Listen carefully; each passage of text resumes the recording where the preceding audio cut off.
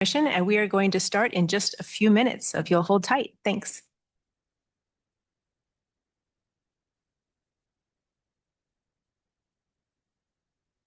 Thank you, everybody, for your patience as we get settled.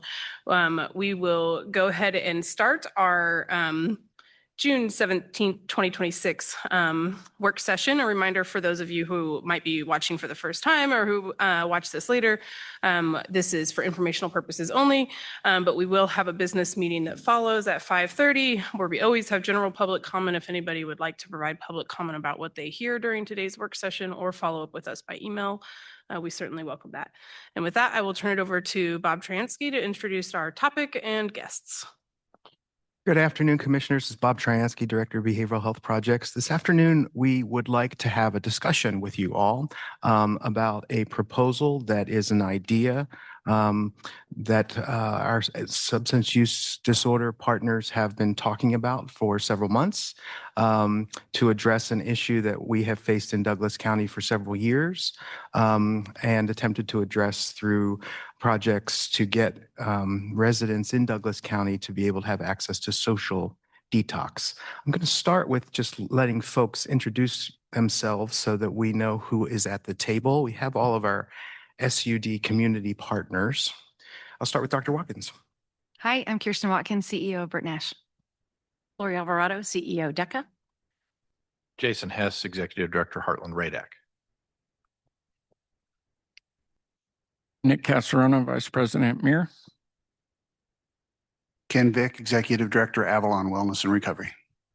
In 2018, when our partners began working together in the behavioral health space, and we were talking about going after a sales tax to build a crisis center, to build a comprehensive crisis system that would include a 24/7 crisis center, supportive housing, a mobile response team, all the components that have come online in the last couple of years.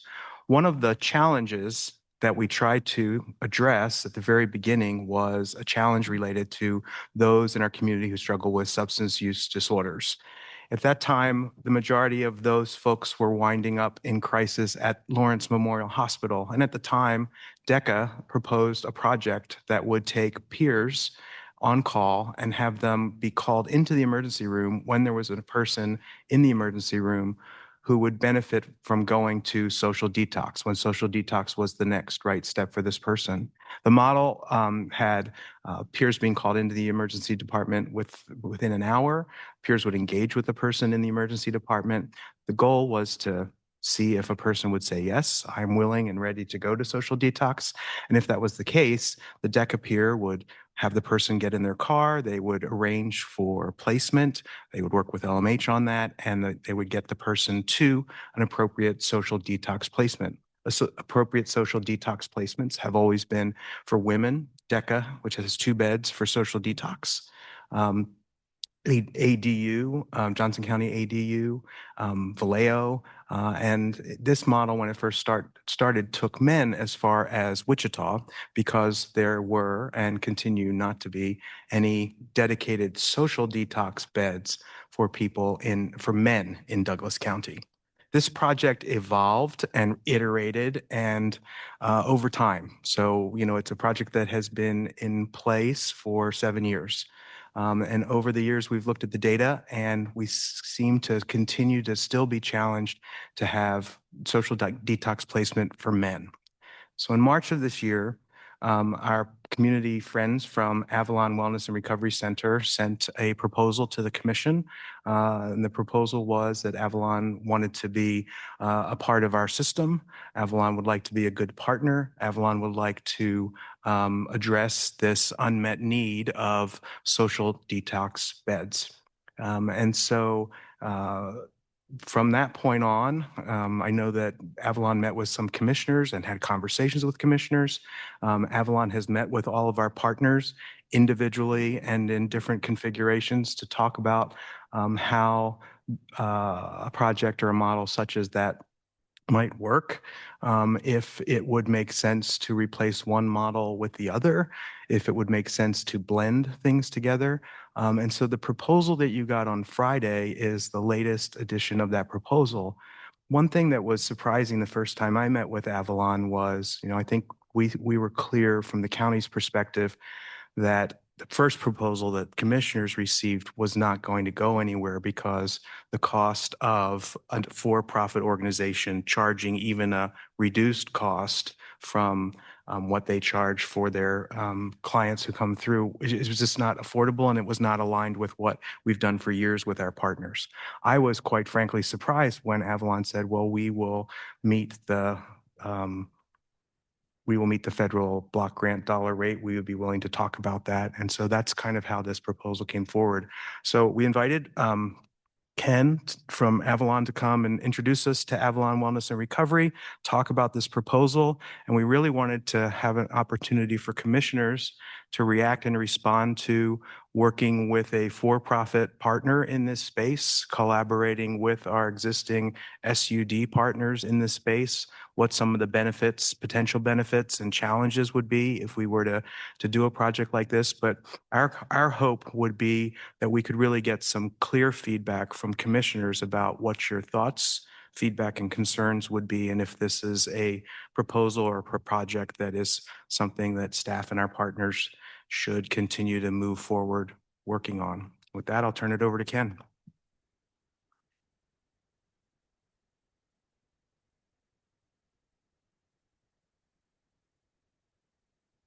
Make sure you push the button on that mic and make sure you're talking into the mic for us, please. Just it helps create a record for minutes. Thanks. All right.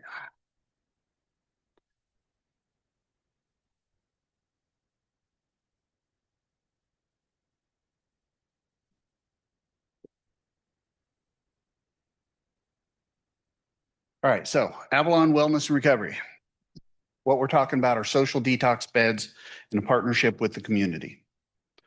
There is a growing substance use issue within our community. Unfortunately, it's across all communities. We're trying to look at this as to preserve the TRC beds because crisis beds used for sobering is almost a waste of money and effort and quality staff when we can do something different when it comes to just a sobering bed, an actual social detox.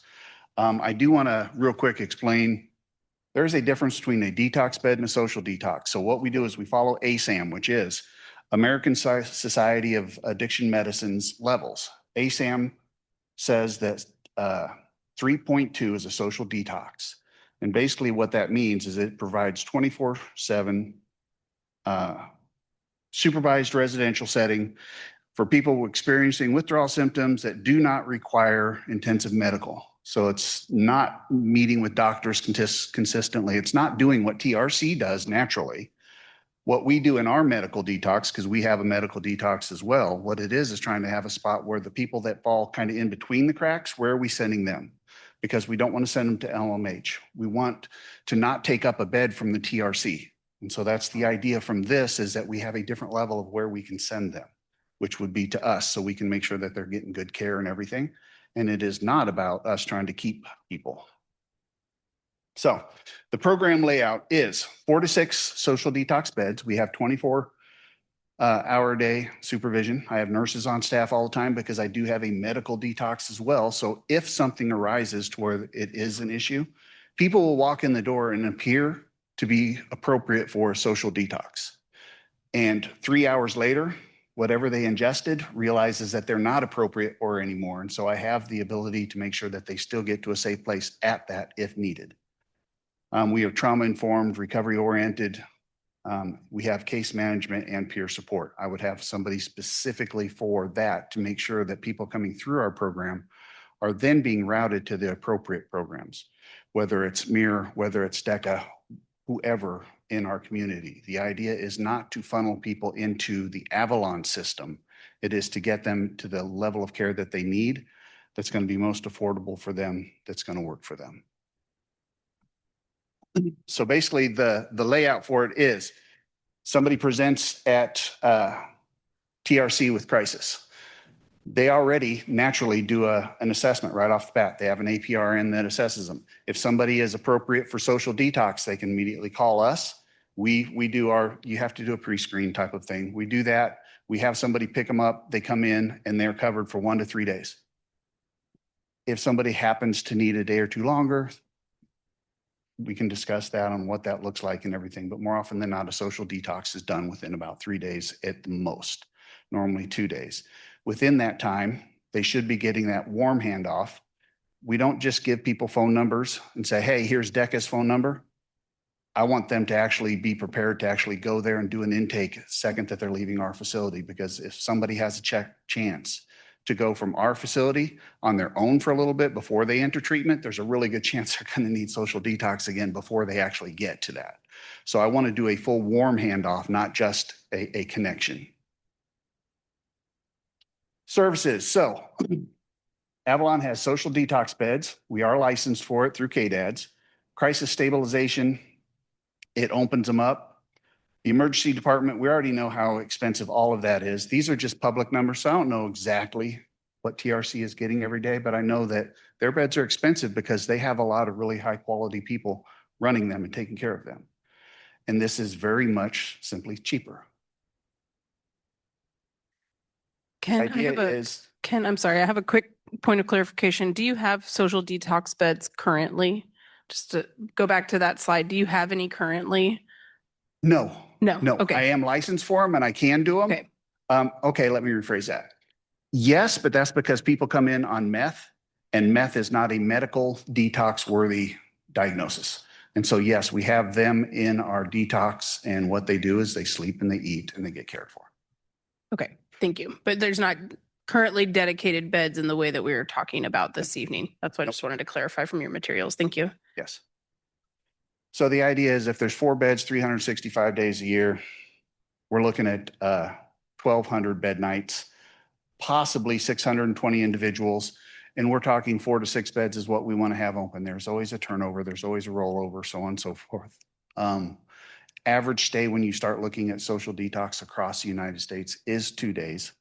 But some of what we will be looking at isn't just, okay, they're perfect to walk out of social detox. Some of it is, are they actually ready and have an intake at the next level, assuming they're willing to do that. So the referrals originate. This is something that we could have up in the air because I love having peers. Missouri has what's called the EPIC program. Peers go into ERs all the time for people that have drug poisonings and deliver them to different places. And so being able to utilize peers that are already in place to do things like that and have them come to us as well, those are all things that are open for debate. This is the plan that I wrote out really quick for the moment. Basically an APRN, a nurse practitioner, determines appropriate level of care because we want to keep everybody at the right medical level of care. We complete an assessment, coordinate the admission, and the strong focus that we're really looking at is the continuity of care. What can we do to make sure that people aren't dropping the ball in between services? How many times have we seen somebody leave the TRC to go to a different place for treatment and not make it? Then they're back at TRC. The idea is to avoid repeat visits and all of those as much as you can. The population that we serve, we will have repeat visits. And can I ask a question?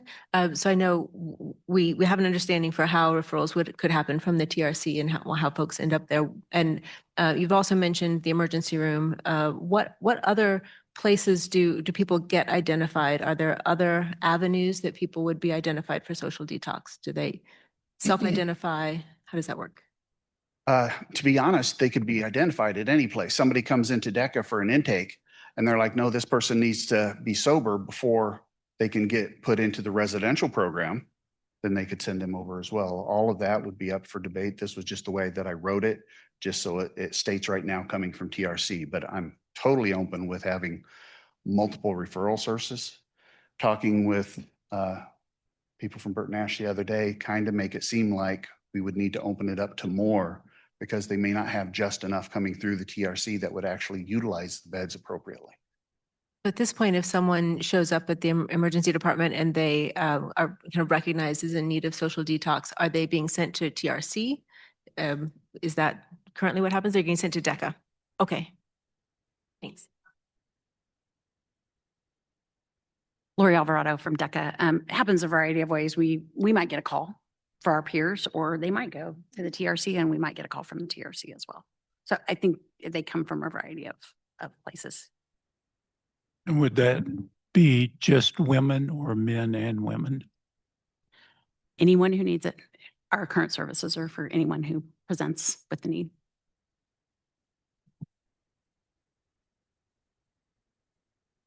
All right, the funding idea is 6 months funding request. This is matching the 142,350 comes off of 195 a night, assuming 85% capacity, so on and so forth. After 6 months of utilization, whatnot, we can depend on what's going on after that. I am real picky about data. I love data. And so during that time, it's also creating every single report to get all the demographics, where they're going, everything, so we can actually have a good idea of what's really working or not working. So we can decide if this is something that needs to move forward, not move forward, or whatever. But it's about what works best for the entire community, not just Avalon, not just TRC, it's Douglas County. And I know part of the request is that 6 month startup to be kind of pre-funded, and typically we do reimbursement funding, and it would switch to that after 6 months. But with that 6 month funding, would that also be subject to like actual dollars spent and expenses incurred? Would there be a reckoning at the end of that 6 months? There absolutely can be, because I will have every single report to validate exactly how it goes, what it does.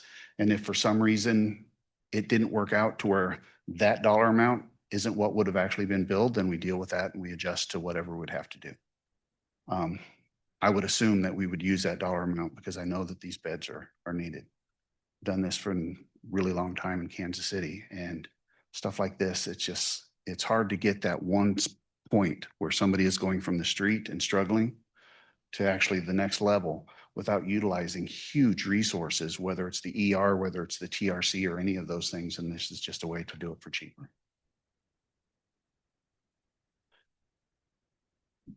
All right, so why this partnership matters. It expands Douglas County's continuum of care. I'll tell you, I've been in Douglas County for a year.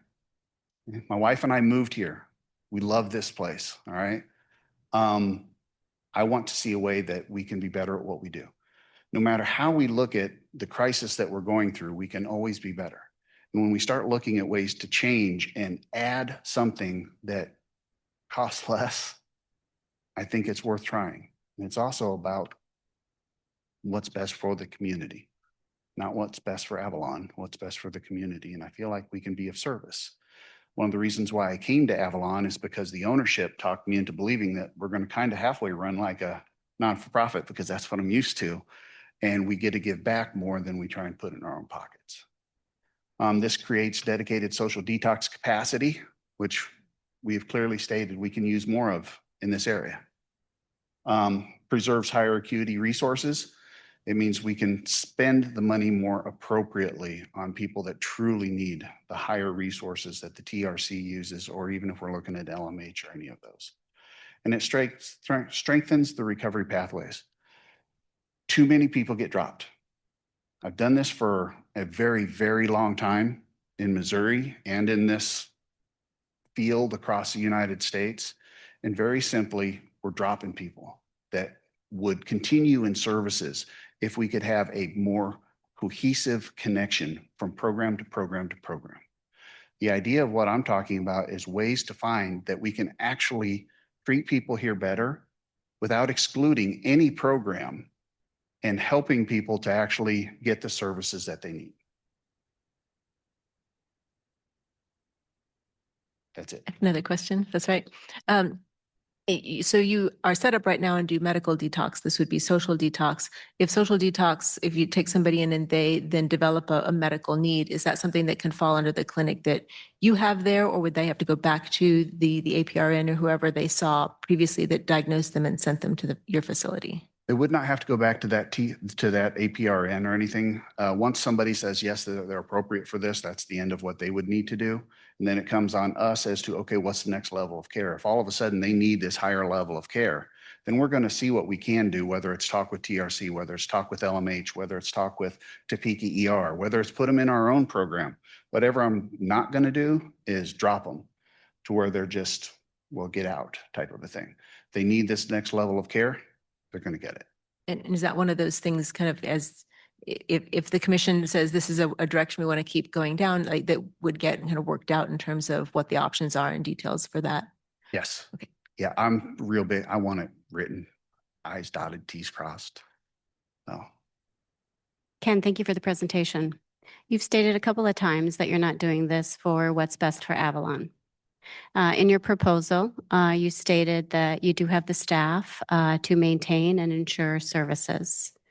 So I'm kind of curious, being a for-profit entity, typically for-profit entities don't come to counties and ask for funding to maintain and ensure services, especially when you do have the capacity to stand up services and partner with nonprofits.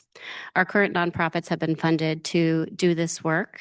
And so I'm curious as to why you're asking the county for an advance and asking the county to support this work from taxpayers versus partnering with our nonprofits and giving back to the community.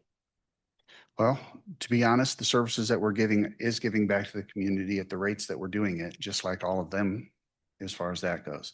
Why we are doing it is because we want to be a part of the community. As far as what they have in place, do we have enough social detox beds in our community? My understanding is we don't. And so I feel like that I have the opportunity to actually offer that. And I'm not doing it. If you actually want to come by, I'll show you around and show you some of the books and the different things, and you'll understand that this isn't about making a profit. This is about serving the community. And the reason why I asked for more to begin with is because right off the bat, I can serve it. But if I do it the way I want to do it, then I do want to add one more person to make sure that the continuity of care is consistent. So at holding 6 beds a day through the end of 2026 and then moving to monthly utilization in 2027. Yes. You don't think that that looks like the county is subsidizing a for-profit? It's subsidizing beds that we need. If you want to step back and look at it, how much is it actually going to cost for somebody else to create another 4 to 6 social detox beds and staff them? That would cost more than what we're talking about right here. Ken, can you stop sharing your screen? I got a question for Bert Nash. How many people do the TRC have to turn away because of capacity at the TRC? Capacity specifically for social detox? Is that what you're asking? Yeah. I don't have any numbers specifically on that. I mean, it's our responsibility and duty that anytime someone needs that service, that we collaborate with our partners, either in town or in our surrounding community. So we regularly are sending referrals for social detox, again, to our community partners or to our partners in Kansas City or Topeka. But if nobody's available, you keep them there, don't you? Absolutely. If there's an opportunity to do that, and most of the people that we would be seeing are higher in terms of acuity and detox needs. And so some of those complex clients, we are most certainly keeping at TRC and monitoring them through that detox process. But you don't keep stats on how many you refer to other folks. I'm going to phone a friend for a second. Ryan Storch is here, our Director of Crisis Services. Do you know the answer to that, Ryan? I have the data. You do. I do. You might, but Where do you want? To the podium. Thank you. Need your microphone. He's got a microphone. I was just trying to help her. Yeah. That's what we do. it's teamwork. Teamwork makes the dream work. Hi, Ryan Storch, Bert Nash, Crisis Services Senior Director. So I think part of this conversation is co-occurring. And so we have many folks who have both mental health diagnoses and substance use disorder diagnoses. One of the things that I did in the past couple of weeks to try to help prepare for today was take a 2-week sample size of the first 2 weeks of May, 14 days, and look at just SUD disorder diagnoses to try to add some some numbers to this conversation. In that 14-day period, there were 14 individuals at the TRC who had just a substance use disorder diagnosis. When you then look at the level of acuity, so a diagnostic specifier like severe for folks with alcohol, opioid, benzodiazepine, these are populations that we routinely need to send to medical detox. So when you eliminate that group, it's approximately 5 individuals in that 2-week sample size that diagnostically would be appropriate for referral to social detox. Then there's client choice, client autonomy, and where do they want to go. There's the financial pieces, insurance, et cetera. And then the different inclusion and exclusion criteria of different SUD partners.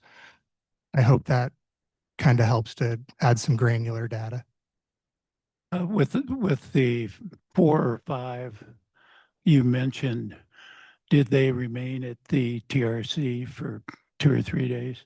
It's a great question, Gene. So I think part of it is the sequence and prioritization of treatment steps. So for example, if someone is having acute suicidality and is withdrawing from substances, we have to prioritize safety first. The first priority in that scenario in any hospital setting is ensuring safety and doing a safety plan. So sometimes that's where the co-occurring population, it gets nuanced clinically, because certainly we would like to refer to detox on the front end. The question is often clinically, is it safe to do so? I share 2 things because I think we got specific on 2 weeks, but I've got trends that I think would be helpful, or at least I found them to be interesting. And this comes up. So TRC reports to the county all of the monthly numbers of people who come in with either an alcohol dependence or an opioid or another substance. So these are the numbers here. And just what I wanted to point out is that the third line down, total detox individuals seen, 39 was the average in 24, 39 was the average in 25. And then this average is kind of creeping up over time. Sorry, that's the monthly average for those years. Monthly average for those years. And then these are the first 5 months of 2020, 2026. And as you see, the average is, up by 10 people. So one question we're asking ourselves, and we don't have the answer, is how does this volume with this audience, with this need, how is it impacting our ability for TRC to provide the appropriate therapeutic milieu, to be able to have the right flow of patients coming and going? I think it's important to say that TRC from the beginning was never designed or intended to be a social detox facility. The hospital was designed and intended to provide medical detox.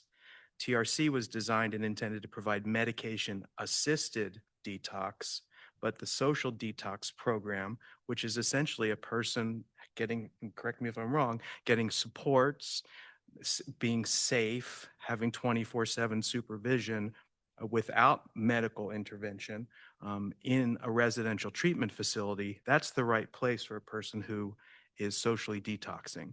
I think it would be fair to say, I invite Ryan to, just based on what I hear, there's a lot of complexity when you take people who are detoxing from substances and you put them in the same room, in the same space where people are experiencing psychoses and those types of things. It's a blended milieu, and it was never intended to blend in this particular way. And if 16 people are in that space with that type of blend, well, you're going to have to say, we can't take the next person in. The only way we're going to learn what the right volume and flow is if we do something different than we have before. And then we would discover what the flow is, what the need is, and whether this would be appropriate or not. If I may, for me, if we take a step back, one of the values that I've learned in this work, because again, I came from a social detox crisis unit for 7 years prior to coming to Douglas County. It's my belief that individuals that use drugs and alcohol have mental health needs, and individuals who have mental health needs tend to use drugs and alcohol. So I think we're like the whole field is moving towards a progressive integrated model.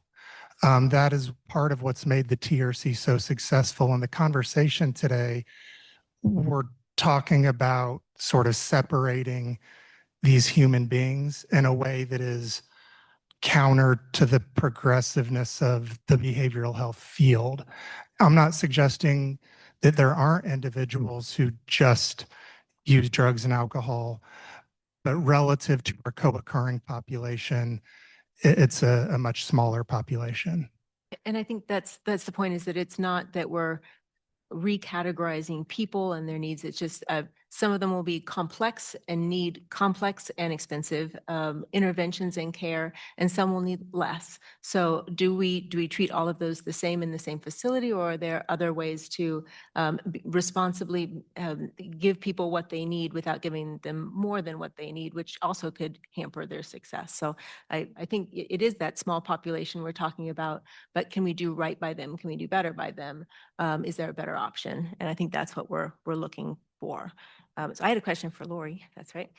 This 195, this block grant amount, is that the same that DECA would receive? I mean, how does that fit in the? It's the same. It's statewide. All the public funded SUD providers across the state who do social detox and take block grant, that is the payment we receive. So the Valeos and the If they have block Johnson grant, County. Okay. if they are, and yes, that's All the right. block grant rate Okay. for all providers Thanks. that are licensed. And I think that's where the challenge really lies, is that we also have a for-profit entity that would be accepting dollars that a nonprofit would also be receiving. And so the county would also be then subsidizing a for-profit entity where a nonprofit would then be receiving those dollars. And then in this case, if we have Avalon, a for-profit entity receiving those dollars, we have nonprofit entities in our community that would no longer be receiving those dollars. And then we have peer support specialists that would no longer be employed. Am I correct? DEC has two peers that work on the social detox program as it's funded now. They don't work exclusively, but they work mostly on the social detox program. And this funding pays for those staff. So if the commission decides to move this experiment forward, there would be two staff that DECA would either lose, or we would hopefully could figure out in 6 months other funding. But we don't have other funding right now for those two peers. So Lori, would you be giving up your social detox beds, or we're just looking to add to the detox beds? So we would not be giving up our detox beds. And currently our detox beds are 2 at the Women's Center because of the support that people need when they're in social detox. Sometimes our beds for social detox are open and sometimes they're not, because we have staff turnover, right? And we have to make sure that they are safe. So we would not be giving up our beds, but we have 2 peers that work in the community. So we respond to LMH, we respond to the library. We have people who call in and say, I think I need social detox, and we respond to them and go find them. Sometimes that's a challenge because they call us and then maybe they're not where they called us from. And so that's what we would not have money for, are the peers that do the community connection, not the detox beds are not, our detox beds are not going to change. Yes, I'm still not tracking, and I'm sorry. But if you have the detox beds and the staff that serves the detox beds, and those aren't going away, and that's not changing, and that's not being taken Peers away don't serve from the detox beds. It's our residential staff at First Step that serve the detox beds. Does that clear up your? So then the peers are doing. They're out in the community making connection to people who need detox. We're traveling them to detox. We are engaging with them while they're in detox. We're getting them to the next step of treatment, whatever that is.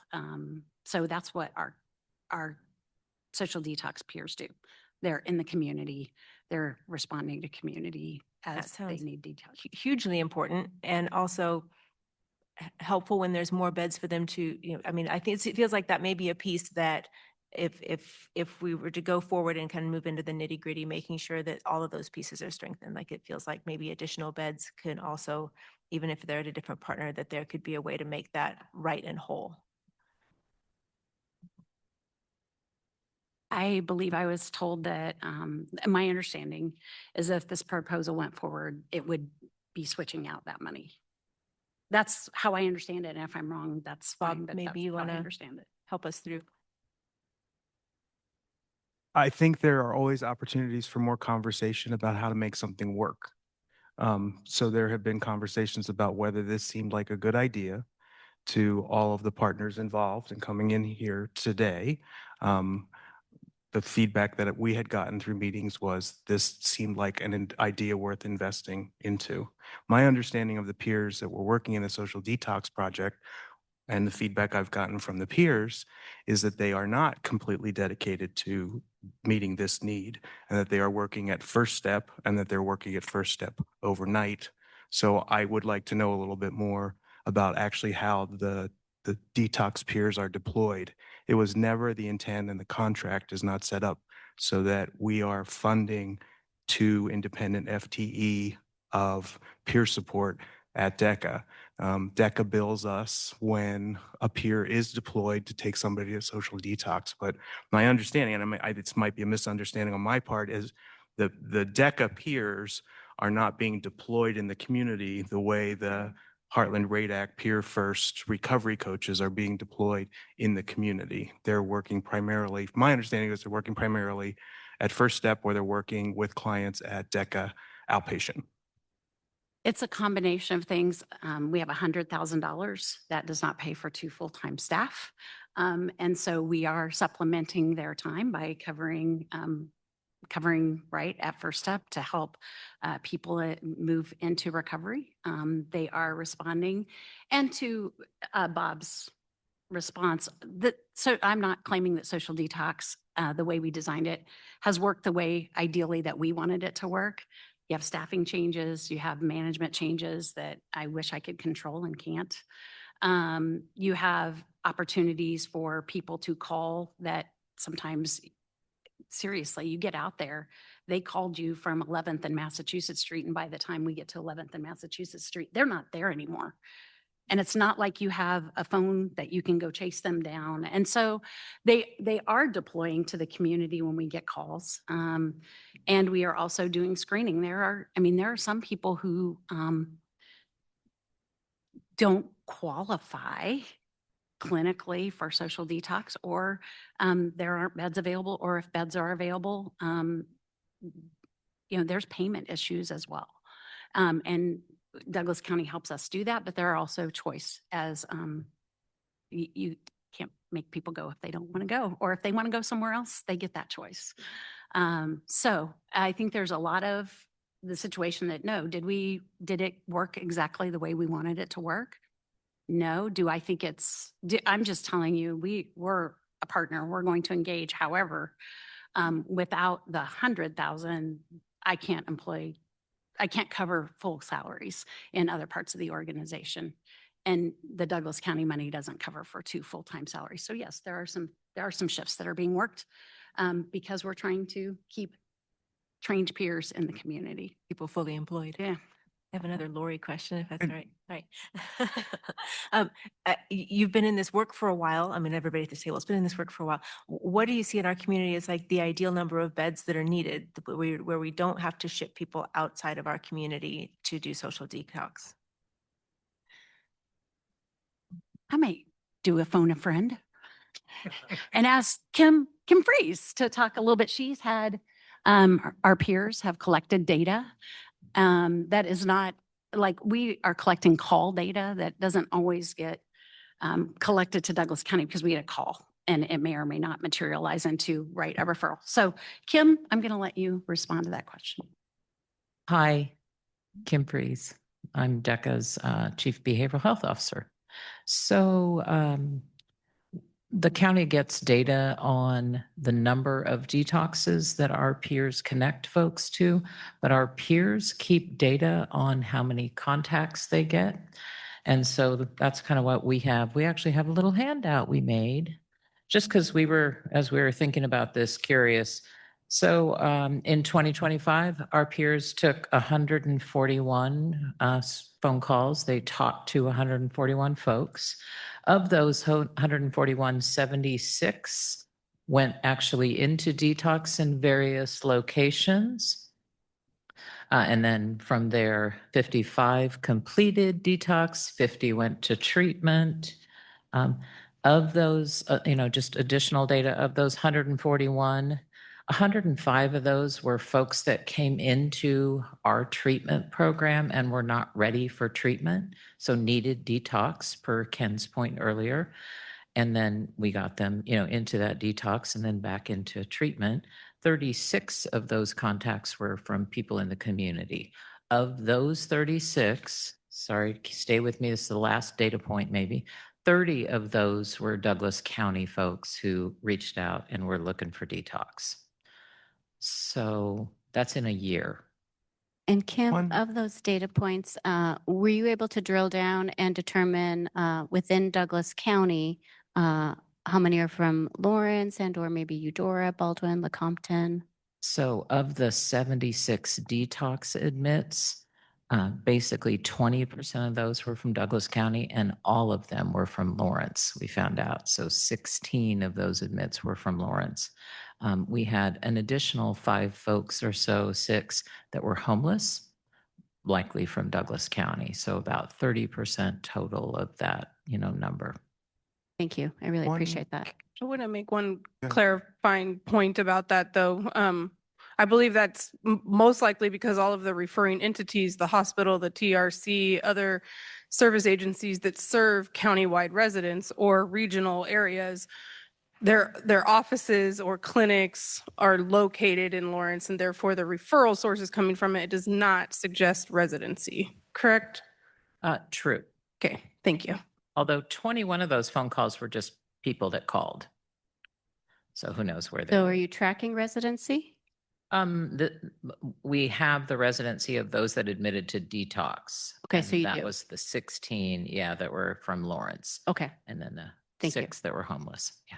But my question there was like, what's the capacity that our community needs for beds? Is 2 sufficient? Is it not sufficient? I mean, is this is a conversation, right? We have 2 women's beds, and I would say when we're staffed, they're full. I would say when we're staffed, 75% of the time. Yeah. When we're fully staffed and they're open. 2 women's beds, maybe we could use a few more, maybe. But there are no men detox beds in Douglas County. And this project, which was created to close the gap on parity access for men, out of the 76 and the previous years, the stats are kind of the same. 72 of the people that were served by the project were women. 4 people served by the project were men. So, you're looking at you're getting 90% benefit, which is terrific for the women that are being served in the facility that DECA has. But there are at least 2 beds that we don't have. And if we had a 3rd and a 4th at Avalon, and DECA was also taking social detox clients, we would really know for a year and a half after having the data what the need really is. And we would also know how having access from the community directly or through TRC or from another entity such as LCS. I don't know where all the places would come from for the referral, but we would know a lot more than we do. What we know now is we don't have enough. We know that the beds for women are highly utilized and impact about 80 women a year. And we know that we don't know a lot about how we could do a better job of closing the gap on this issue for men. But the project definitely has not achieved that desired aspiration, and it's nobody's fault. So when I looked at that gender data, and that interested me, but I think some of that would be, it's known that we have space for women and that DECA primarily serves women. And so like more people may be entering into this conversation because that's known. And also I would imagine that folks who are told, men especially, being told like your only option is going to be, Wichita or Topeka or something, they're more likely to say no and not engage. So I don't know that we know, if that's just me guessing into the data here, what the capacity, what the need is for men in the community. It feels like it's probably under captured here because DECA is known to do a great job with women and anything else is outside of our community. So why do we hear consistently that Artists Helping the Homeless is a phenomenal partner for our male population They're not a substance use treatment at all? entity. They're a housing and community restoration and reentry piece of the journey. They can't take somebody who needs detox into their place. The first step for them is to get somebody to say yes to detox, get detoxed, get stabilized, and then to be considered for a place in the house if there's a place, if a place exists. You don't want to underestimate, right, the dilemma or the challenge, which is how many times our providers from our terrific partners have a person in need and there's no place for them to go. Does anybody here know what happens when somebody goes into the emergency room at LMH and uh, they need social detox?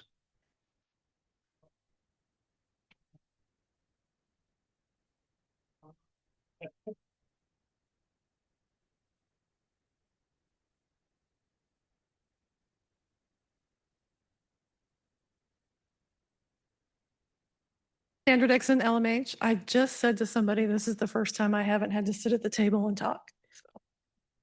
So at LMH, we see about 133 people a month who have primary substance use disorder in the emergency department. We triage those folks if they are willing to the Treatment and Recovery Center. We call DECA. We have a collaboration with Heartland Radac to bring Heartland Radac in to help the patient, if they're willing, make a decision about where to go next. But a lot of people will make the choice to not go door to door. I looked at our data today because I knew I was coming here and I had the sense that I might be asked to talk about our data. We had 68 patients who were primary alcohol use disorder diagnosis at discharge. 2 of those folks we transferred to TRC. 2 of those folks we transferred to a treatment facility in Missouri that our social work team works with a lot, and we've transferred a couple to Avalon. So we try to find the best place where the patient is willing to go. I have a question. So we have the treatment allocations going back to 2024. And so DECA, your allocation was 309 in 2024, and then it went to 180 and then 100. So it's continually going down. It looks to me like we then added some other partners in Johnson County and LDC Public Health for a while, and those aren't there anymore, right? We took those out. And then the last, We did different things with those right, dollars. so that's not good. That's where I'm going with my question here. And then this one looks to reallocate the 164 that's going to Heartland. Well, what I see is a 2026 allocation at 164, and then in 2026 it's 38,000, right? So that looks like a reallocation to me, but this is where I'm looking for clarity. Is what I'm seeing, I mean, one interpretation is that I'm seeing a pattern of somebody enters this space, gets highly funded, and then sort of goes down, enters it again, sort of goes down, enters. What can we make of that pattern that we're seeing? Big piece is that last year DECA was allocated 180,000. And because Mirror came in and said that they could get men into detox beds, we started to add an allocation to Mirror for their ability to get people to detox beds.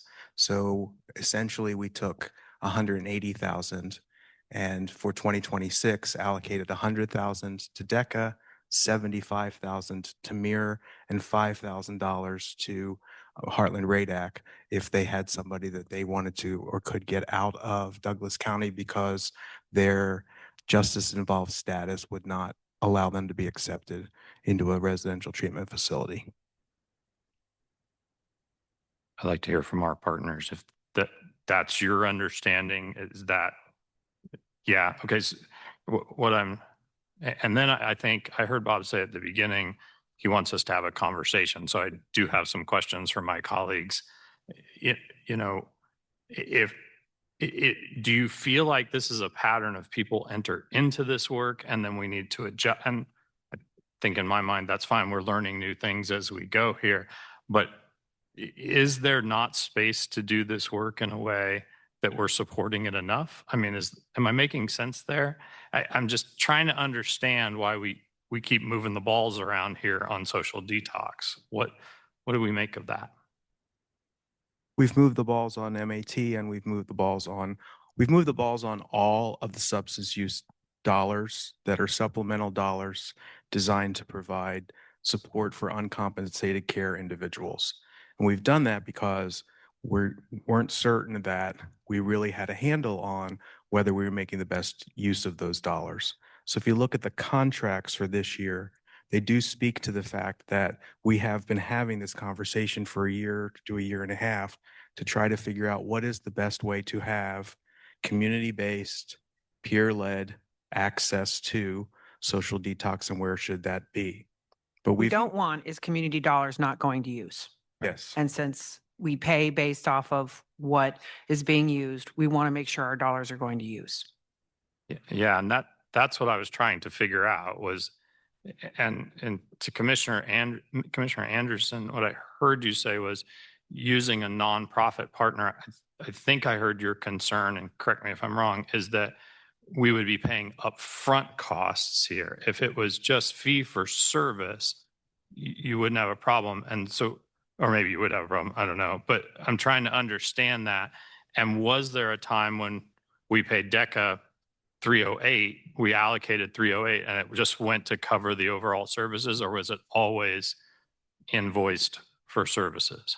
There are plenty of years where DECA didn't invoice us the full amount because DECA always invoices us for reimbursement for what they do.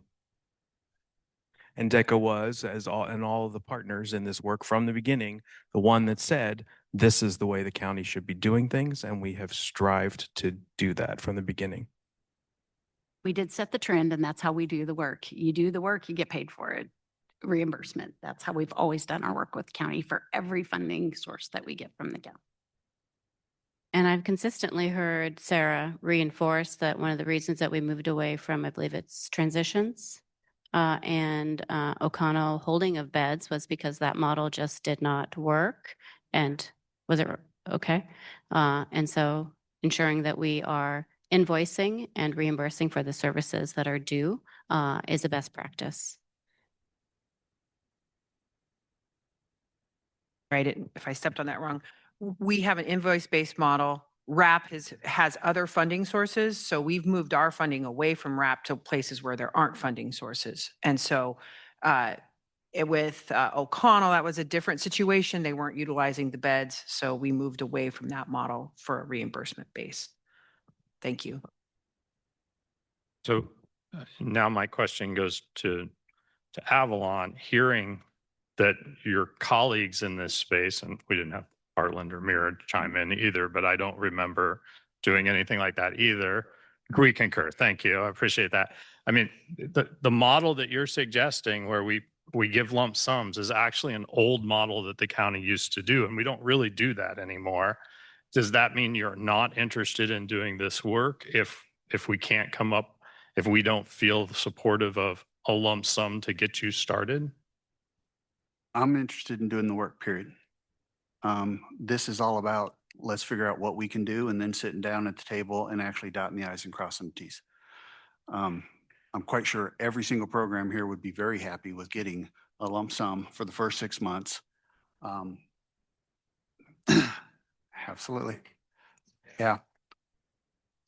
But I'm open to sit down and have that discussion. I've got a question. How many times in the last 6 months has this group met independently from here to discuss unintended consequences and overall strategy? Again, I don't have it in a chart, but I would say we've met 5 or 6 times. Probably 3 of those times have been as a group. Right. but there were things going on at Burt Nash at the time and TRC. Yeah, we've met in different configurations, and the last set of configurations was me asking the question, does everybody think this is do we have consensus that this is an idea to bring forward for the county commission's reaction? And what we've heard from everybody is this is an idea worth exploring. I believe I heard, Ken, you say that this is the plan I wrote out really quick for the moment. So I would like to challenge what you said, Bob, because this is the plan that you wrote out really quick for the moment. Then I'm curious if all partners have been in the room together to craft this proposal together and truly come together for collective impact. So I'd like to ask you all that question. If you all have been in the room with Ken and Bob to sit down and to develop this proposal together and to put pen to paper. I can answer the question. No, I'd like all of you to answer that question. The four of you individually, please. I believe Kim Freeze was in a room with a couple of providers. I wasn't there, so I wasn't in that meeting. I met Ken Vick today for the first time. So I think the answer is I've not sat down in a meeting where Ken has been there presenting this to me. Ryan Storch and myself met with Ken on Monday. Yeah, there's Kim and Ken and I and Bob met, I don't know, a month ago to talk through some of this. And what Bob is saying is accurate, that we all agreed that this could be something to bring for your consideration or conversation. We didn't work through details in any way, shape, or form, or money or any of those kinds of things, but the conversation really centered around, we all want more detox beds throughout the state of Kansas. And speaking from kind of that lens, we've been seeing a decline in detox for a very long time. You know, when I started more years ago than I care to count, we had more detox programs than I could care to count. And we just don't have those around anymore. So that's where the conversation has really been centering around in various forms over the last year and a half or so. And then Ken was in the room to conversate with us just, I guess it was a month ago. I can't remember my dates very well, but Thank you. that was the general consensus. Thank you.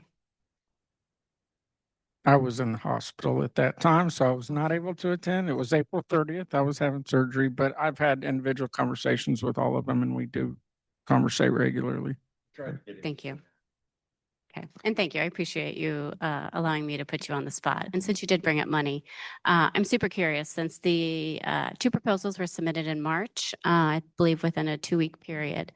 I'm curious as to why this proposal has not been pushed through the budget cycle and why we are considering it now, being that it will be, if approved today, it would move through Q3 for funding potentially in 2026 and then move through 2027. And being that we are just a couple of weeks out for the 2026 budget process for 2027, yeah, why this is out of budget cycle. So it's not, this is a preview for your budget cycle. So That's not what it says in the packet, though. It says that it will be, if approved, you would bring it back to us. Yeah, but you're not approving anything tonight. We're not asking you to approve anything tonight. We wanted to bring awareness to the commission, have this conversation, see how the commission reacted, and then we could talk about it during the budget process at reestimate.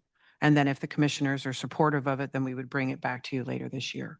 But but if that's the case, then tonight we would be, if the commission was amenable to it, it would move forward an advance for 2026. Yeah, if it's up to you. It's a work session. Yeah, So I think nothing. those are details for us to work out. I realize, but that's why I'm asking why this is out of budget cycle when we're just a few weeks away from budget cycle. I intended it to be in budget cycle. My intent was this was a preview. Because, at budget, we don't have a lot of time. You would not have an hour to spend with all of these partners on July 6th, 7th, and 8th. So in essence, this is a little bit of a preview of something that would be included. And we, as we do in our budget process, we talk about the current year, the reestimate, and the future year. So my intention was that this was meant to be a preview. I know, but we don't usually have preview Oh, of actually- other budget items No, typically. Last week you had one with Cardinal and Amethyst Housing. That was a preview.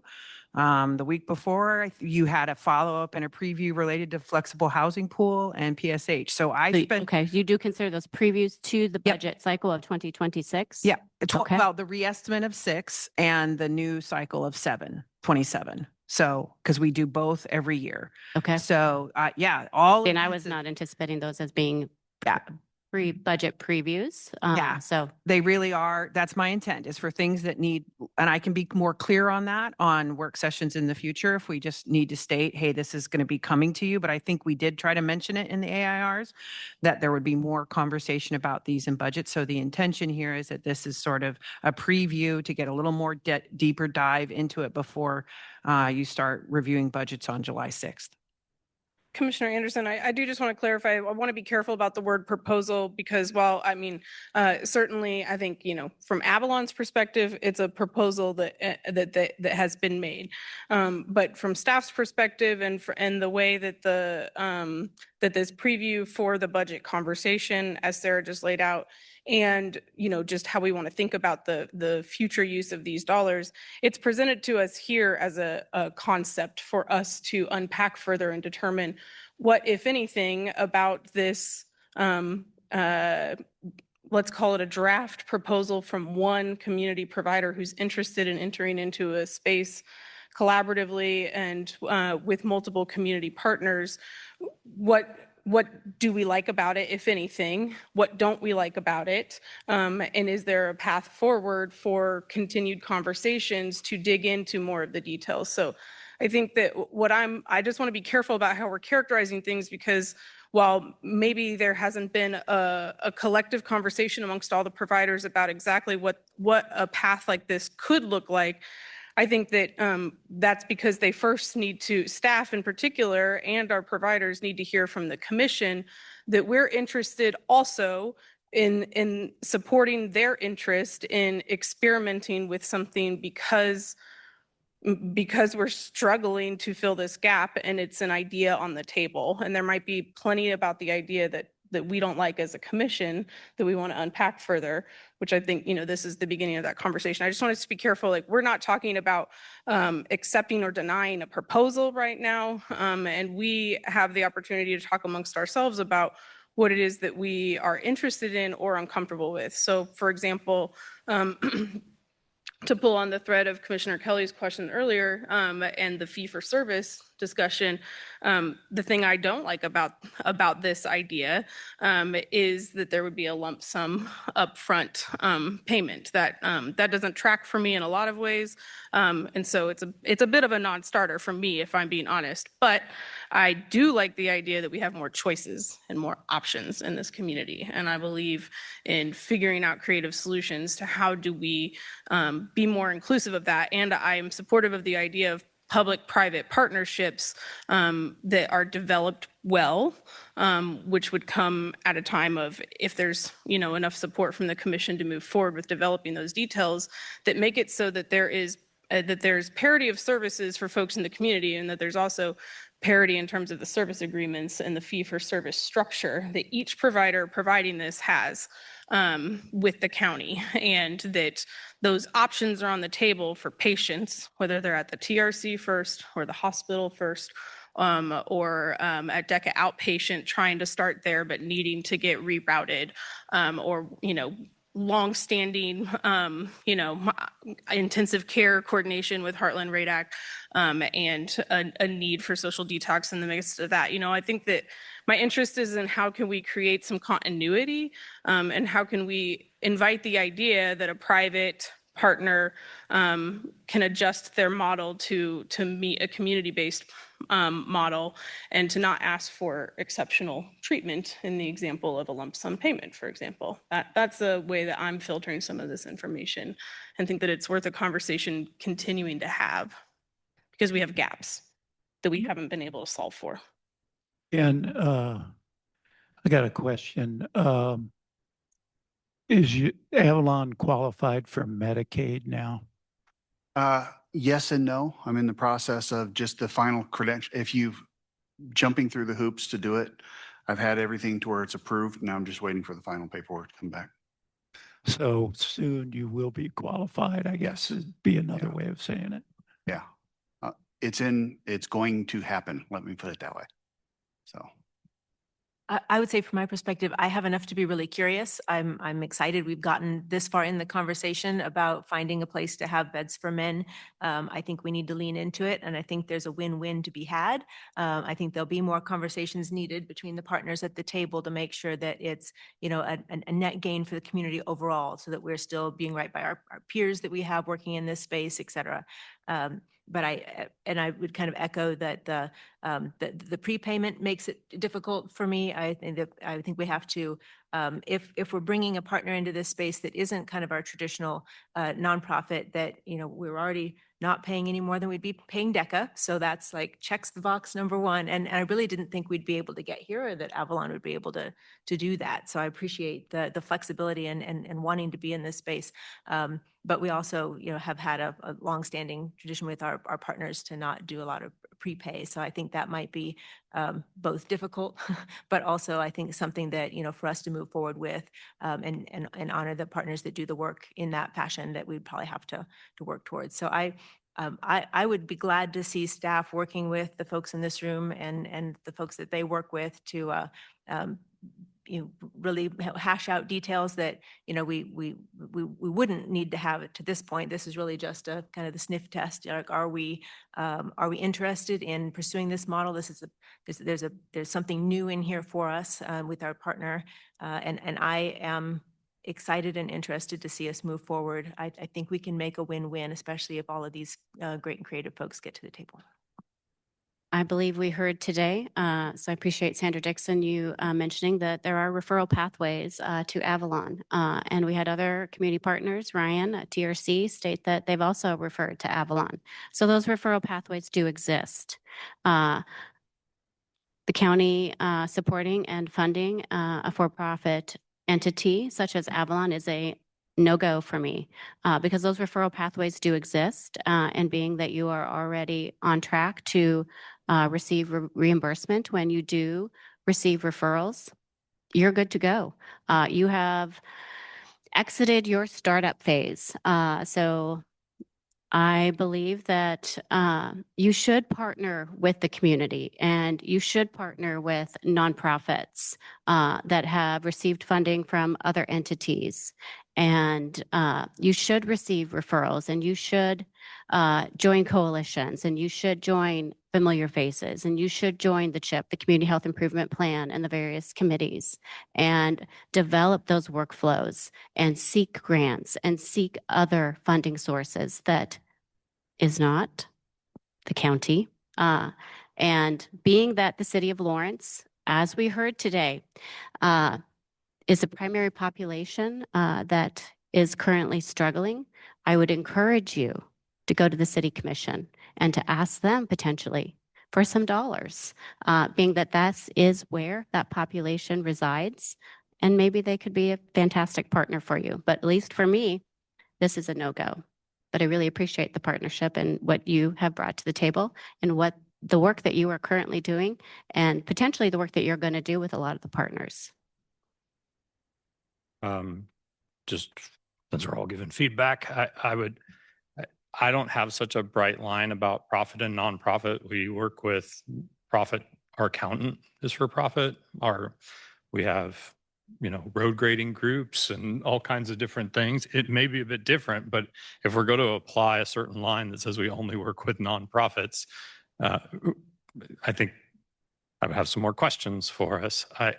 I am like some of my colleagues. I'm not thrilled about giving a lump sum. So if it's, you know, I'll use my accountant, though Commissioner really didn't like that, but you know, we don't hire first an accountant and then say, well, I'll do the work once I've hired the accountant. Like, I can't do the work until I have that. So I do think that this is that the risk that our nonprofit partners take anytime they take on services is, do we have the workforce right now to do this work, to take on this work? I think there is learning to be done.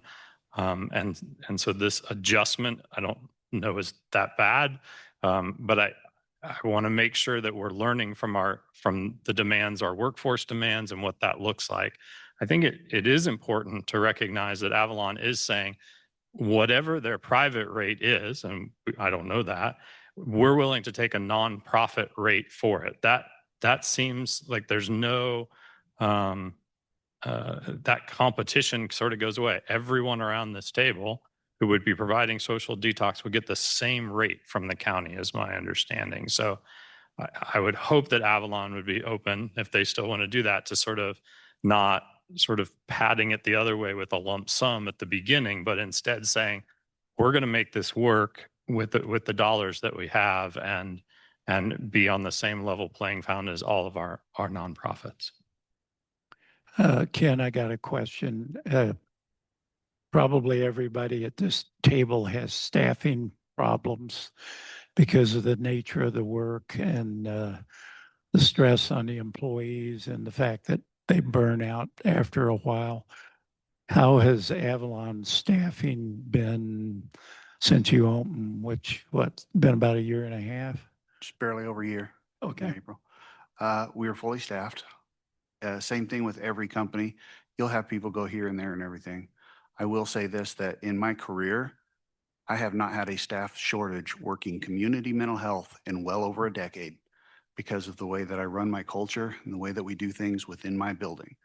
You've been in my building, you've seen it. You've been in my building and seen it. What we do is different, but we are fully staffed as far as that goes. Thanks. All right, commissioners, we are at 5:15. We've still got a little bit of time, but we know we all like a break. Any last burning questions or comments for now?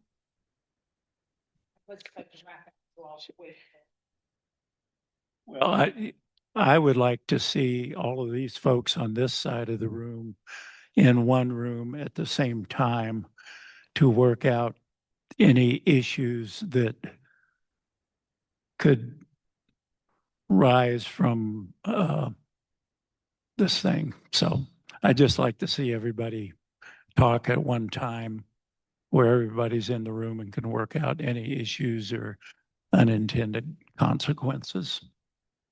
Yeah, That's a I was just going to say, I appreciate that, Commissioner Dorsey, and I think that certainly that seems like one key takeaway, that a little bit of understanding and continuity amongst all the partners beyond a general agreement that it seems worth experimenting with, because we definitely have a need to fill, and there's a new partner in the space, for profit or otherwise, that it is in the space. I'm interested in you all ironing out some of those, like Commissioner Dorsey said, unintended consequences, and some of the details about what might change about the referral processes, as well as the data collection and outcomes we'll be able to track. If that can be more fully articulated, I think that'd be helpful. And then my last thought was question is just to staff, to make sure that you all feel like you've gotten the feedback that you need from the commission today, before we press pause on this conversation before a future one. One last thing, it would be helpful if LMH was in the room too. Because we do a lot of things to help them.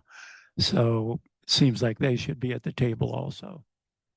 Yes, this has all been really helpful feedback and this was really part of our intent. The commission has asked to get items earlier in their development and in their genesis. So this is not fully baked. So this was our intent, to try to get feedback early on. I think you gave us some good feedback for the whole team to go back and consider and update you once we have a little more information. Thank you to all of your partners. We appreciate you, and we'll see you next time. We are recessed until 5:30.